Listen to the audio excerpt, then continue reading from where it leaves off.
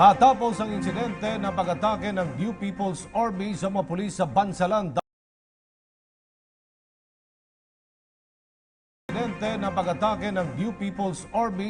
matapos ang insidente patrol sa mga ito, nagbabalik Lala Babilonia.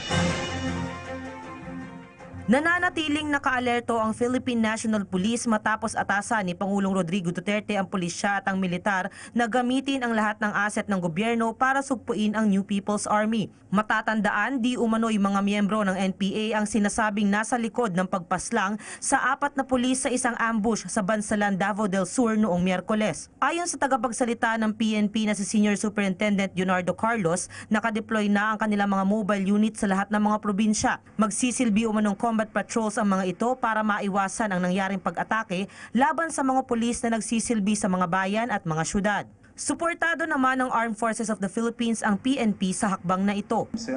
Your Armed Forces of the Philippines will be fully supportive of the efforts of the Philippine National Police. After all, we have the same intent, we have the same end state, which is to end the problem brought by the CPP, NPA, NDF. Samantala, nilinaw naman ng AFP na magiging maingat sila sa paggamit ng kanilang mga asset, kagaya ng kanilang mga fighter jets at rockets pagdating sa pag-atake ng mga rebelde. We employ all the resources of government. We would like to ensure na ito is in accordance with human rights and international humanitarian law.